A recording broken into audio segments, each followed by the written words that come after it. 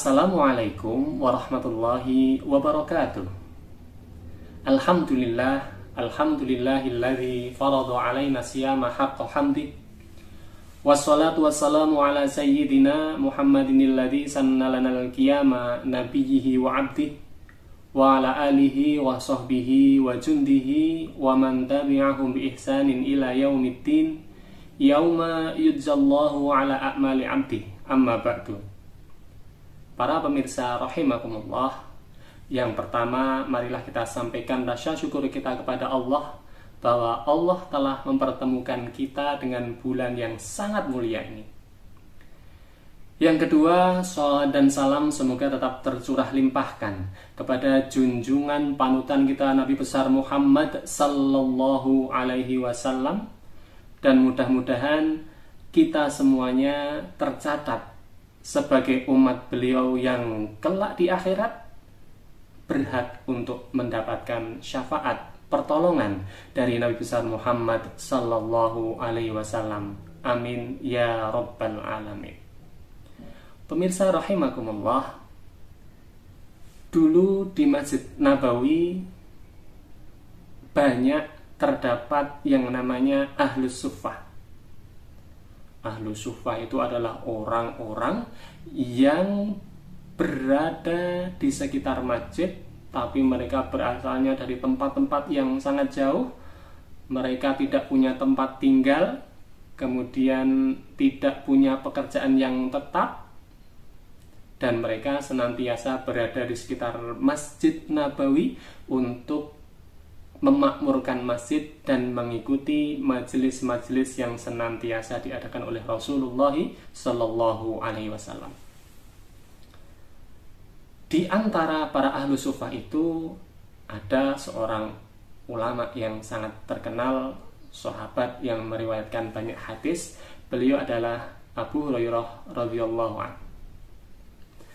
Pemirsa rahimakumullah, pada suatu ketika Abu Hurairah, karena beliau juga tidak punya pekerjaan yang tetap, sehari-hari kegiatan utamanya adalah mendengarkan nasihat-nasihat dari Rasulullah sallallahu alaihi wasallam.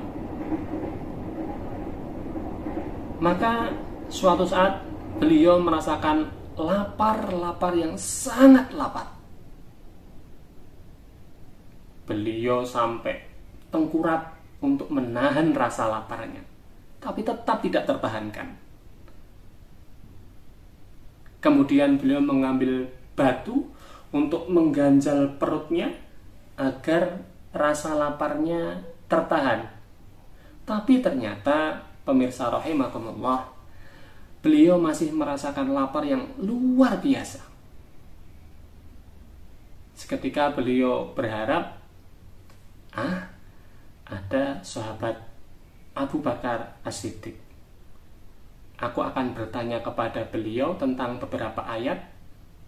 Siapa tahu mungkin setelah itu beliau akan menawarkan aku makanan.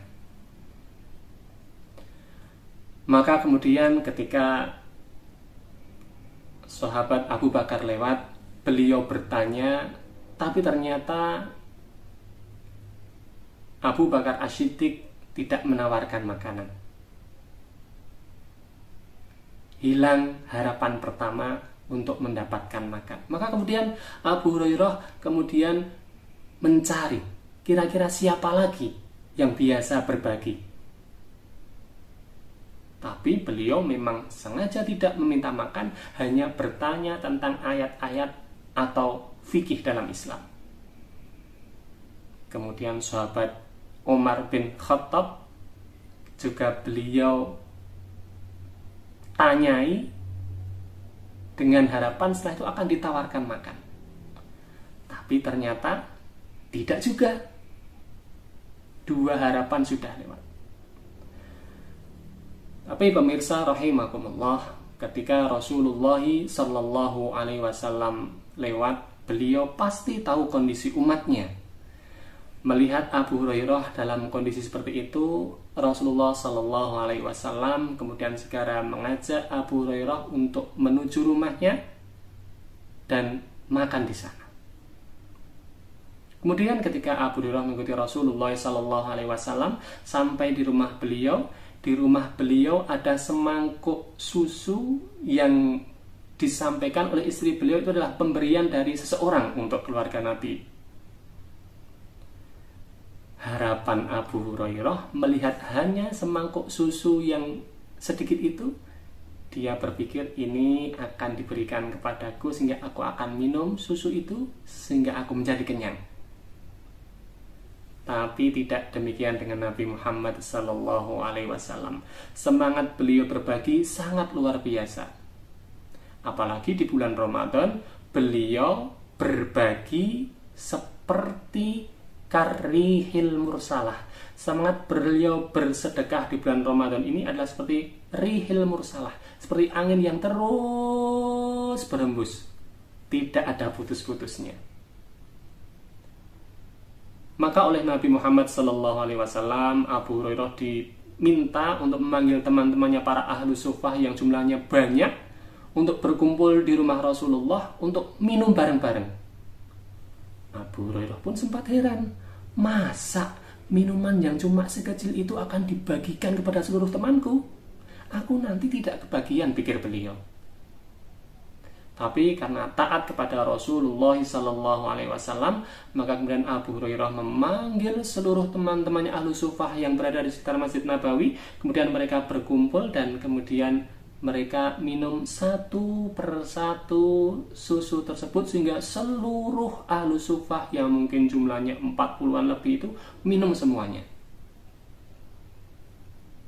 Setelah mereka semuanya selesai minum, maka kemudian Rasulullah SAW minum dari mangkuk tersebut, dan terakhir beliau mempersilahkan Abu Hurairah untuk minum susu dari mangkuk tersebut.